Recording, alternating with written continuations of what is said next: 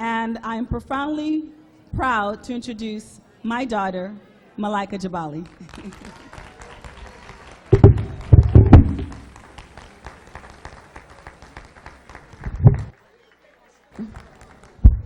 A hand clap for my mama,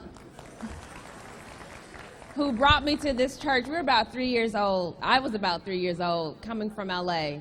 And I grew up in a very Afrocentric household. So I am so grateful for my mom for raising me with this level of consciousness.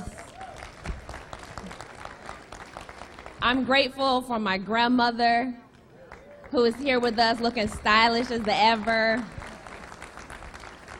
And I'm so thankful to the Shrine of the Black Madonna for, helping to raise me. I used to be an acolyte. We would light some candles right back there, have black reality classes. This is our minister, Cardinal Mwenda, who put so much faith, they put so much faith in our youth so that we could continue and to bring the kingdom of God on earth. We don't believe in just the afterlife. We believe in having works here on earth. All right? Just put that little preaching out because we in church. Amen. So today I'm going to be talking about, of course, collective work. And what are we talking about? Collective work. And so my mother mentioned the fact that I'm the co-chair of an organization in New York City. So I came down from New York because I wanted to be here for Kwanzaa with my church family. We've been doing this presentation since you know who. I'll repeat that, president-elect. We don't even got to say his name. We know who got elected. So we started a presentation where it's called Seize the Time. So I'm going to be doing a concentrated version of that. I won't say abbreviated. It's just going to be concentrated. We're going to have to kind of put our thinking caps on. What we believe in Operation Power is bringing black radical politics to East New York and eventually throughout the world. We know that electoral politics is not a panacea. It's not going to be the be-all, end-all, but we know that it is a tool. We have been oppressed in a variety of ways, so we have to respond to our oppression in a variety of ways. We can't just respond to it by protesting. We can't just respond to it through the black dollar, through black capitalism. Those are options, and politics is also another option. And so what we do with Operation Power is we bring that. We brought affordable housing. We bring survival services to our people, but we also talk about revolution. We also talk about how can we change a capitalist system. So that's what I mean when I say black radical politics. We know that capitalism also and the Democratic Party and the Republican Party are not the final answer for us. Ultimately, it's going to be about cooperative economics, collective work, and responsibility. So now we're going to go deep into the presentation. And so when we think about this election, this is going to be a little bit of school, a little bit. Y'all heard all my degrees. I like school. I like to study. And as a people, we have to study our oppression. We can't just be reactive. So I had a lot of friends. Y'all know on Facebook, on social media, I had some friends, we kind of grew up in like white circles and with white friends. And so it was like, oh my God, my white friends must not love me anymore because Donald Trump got elected. Oh my goodness, I think everybody around me just must hate me. There is so much more to this story that we have to dissect. And we have to do it smartly because we cannot find a solution unless we study what the problem is. Amen? Ashe?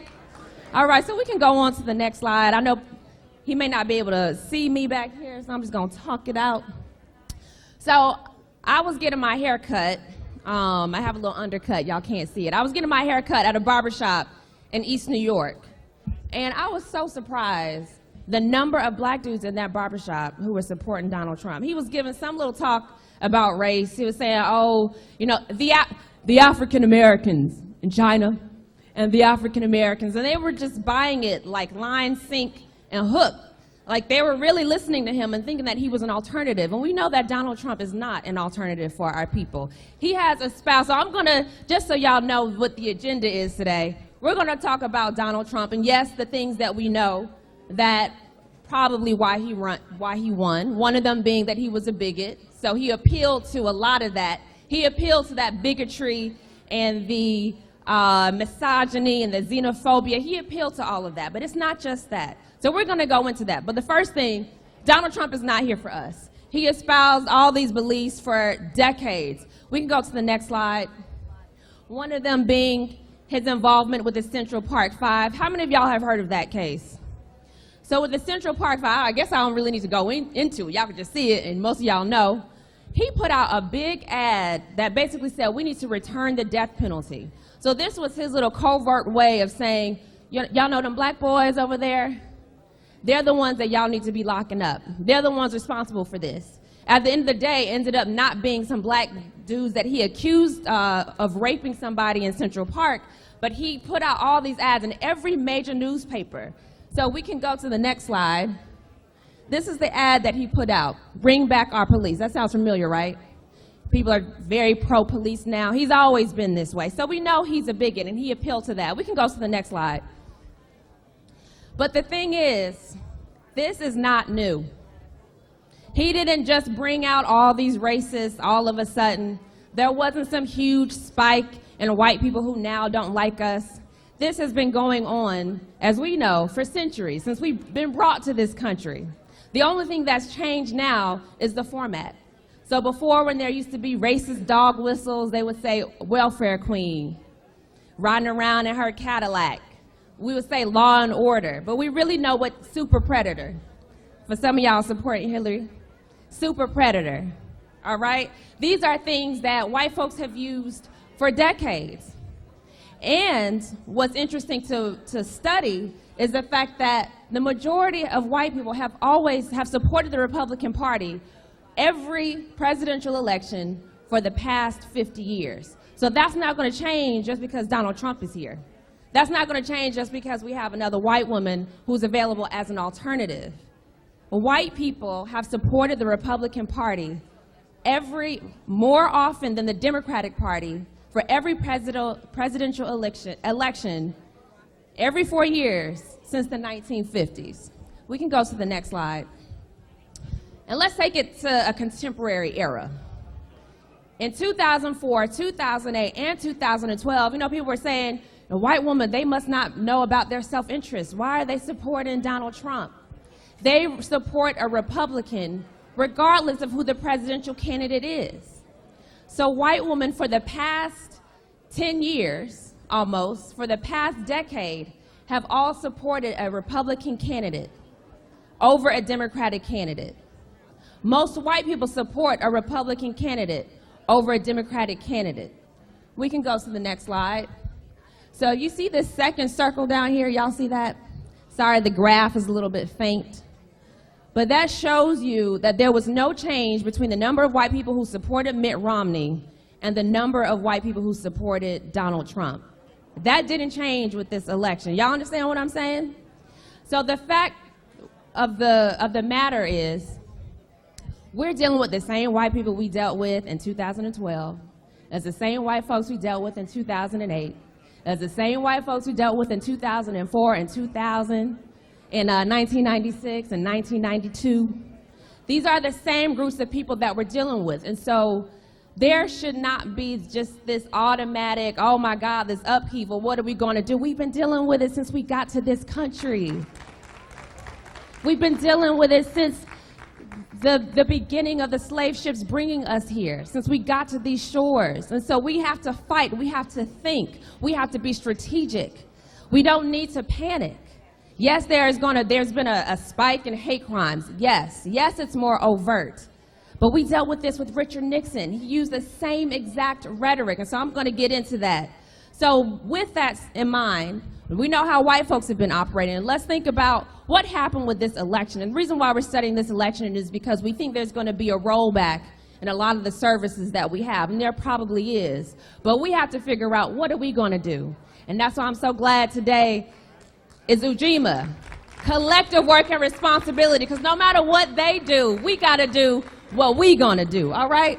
So let's go on to the next slide. Let's talk about what's going on with black people, because what we've been hearing in the news, oh, well, you know what?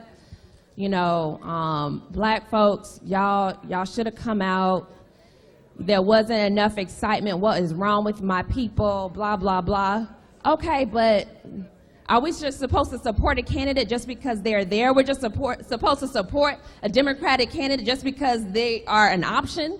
That is not a viable alternative. That is not a viable alternative for people in Flint, for folks who are getting their water cut off, regardless of whether it's a Democrat or Republican candidate. That is not an option for them. If they don't see the benefits, why would they vote?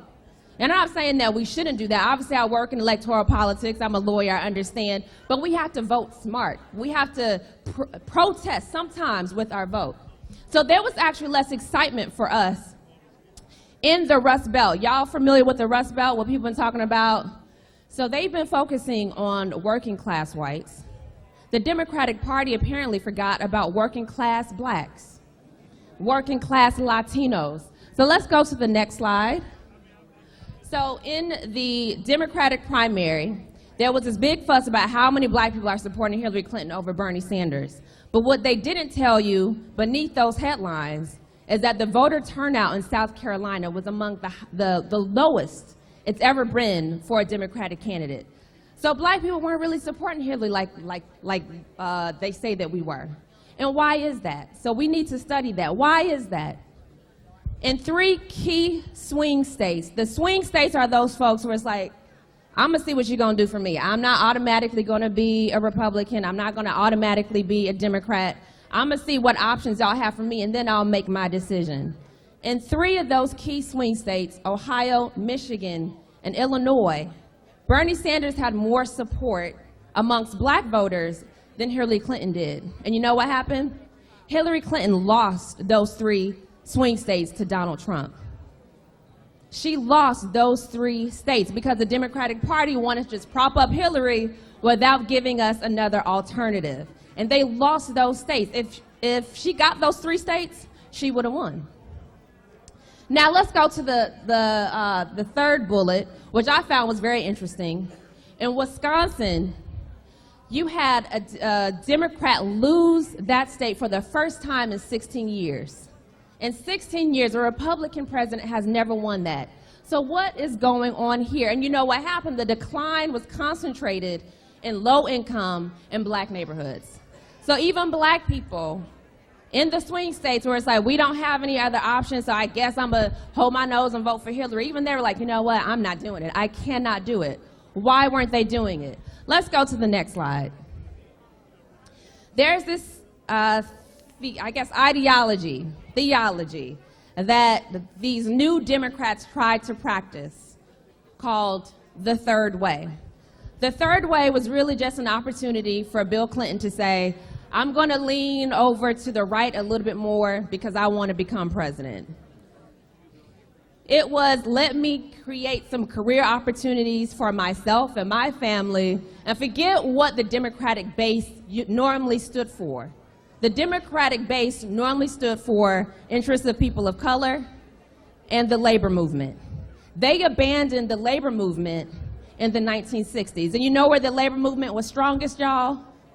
In the swing states, where you had Detroit manufacturing, where you had paper mills, where you had all these factories where black people used to be able to rely on their pension, on an affordable home, on a little bit less segregation. And so in those states, black folks got disillusioned. White folks got disillusioned. A lot of folks said, you know what, the Democrats ain't doing nothing for me, the Republicans ain't doing nothing for me, so I'm just gonna stay my butt home. So Hillary won. She's the second most popular, non-president that we've ever had. One of the most popular presidential candidates that we ever had. So how was it that she lost? Because she lost those swing states. Because the third way of being in the Democratic Party said you could just kind of be moderate. You don't have to really answer, for the people. You can just appeal and get money from financial institutions, deregulate the banks. So they're trying to play both sides. And this is where the chickens came home to roost, because folks said, you know what, I don't care. You are not doing anything for me, so I'm not going to support you. So we can go to the next slide. And so right here, you see 4 key states, right? Y'all staying with me? I know it's a little bit academic, but again, I want us to study this stuff so that we know what the answers are, all right? So in all these states right here, these are places that Obama won. And out of nowhere, for this election, Trump flipped that. And you know how he flipped that? Because he went to the Midwest. He don't know what he's talking about, but people like that, we're not that sophisticated when it comes to voting. It's just like, you gonna give me a job? Okay. So Trump was like, you know what, Apple, they're taking their jobs away to China. I'm gonna bring them back. You're gonna get all the jobs. Everyone get jobs. You know what Hillary Clinton said? Coal miners, we're not gonna have any jobs for you. We're closing the factories. We're shutting them down. And we know that for environmental reasons, yes, that makes sense, but he spoke to their needs. They knew that NAFTA, which her husband signed into office, that she supported, they knew that the deregulation is what cost them their jobs. They are aware of these economic issues. And so, yes, most white folks are going to be racist if they're voting for a bigot like that. But in those swing states where black people lost their jobs, and they have lost their jobs and their homes to foreclosure because of deregulation, they're not checking for Hillary Clinton. White folks who lost their jobs and lost factories, they're not checking for Hillary Clinton. So we can say all this what we want to about their self-interest, but that is in their interest if they're losing their jobs to somebody just talking rhetoric and speaking on both sides of their tongue. They pay attention to that. So that's what we have to do. We have to pay attention to what is going on around us. We can go to the last slide, keep going. Well, right here, this is where we're going to end it. I have a video for y'all, but again, this is the concentrated version, so next time I'm going to see if I can make it a little bit longer elsewhere. But if y'all see this top line right here, it says independent. Independent voters have risen since 2008. There have been more independent voters than either Republicans or Democrats. Most of those independent voters are white. Most of those independent voters are concentrated in the swing states, so they got their guide by thinking about being independent. Y'all know where I'm going with this? The Democratic Party and the Republican Party, those numbers have declined. But black folk, for whatever reason, we have been so beholden to that party. We have been so beholden to that party. I'm not saying, obviously, Republicans are not an option, but I'm saying we have to be our own option. We have to recognize our own agenda. We have to come up with a strategy. We have to think and be independent, just like those other white independent voters in the Rust Belt and what those states and the Midwest states are doing. We have to think like that. All right, so take this homework, it's collective work, so we gotta work. Get your study groups. Do like the Black Panthers, we read the literature, we have black reality classes. Stay up, stay educated. We have to do that for our people. All right, Abari Ghani. Abari Ghani.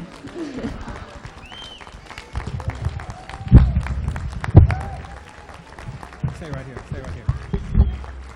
Let's put our hands together one more time. You can do better than that. You can do even better than that.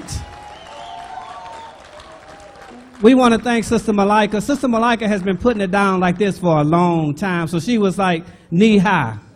And we had this thing here at the church called the Power Mixer. That was her idea, to bring brothers and sisters together to have our own think tank. And so we also had a forum called Politics in the Belly of the Beast.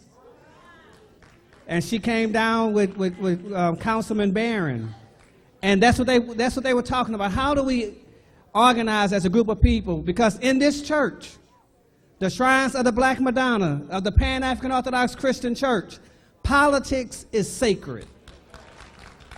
So we want to thank her for just sharing her information and knowledge with us, and you're just a blessing to our congregation and a blessing to black people. Love you.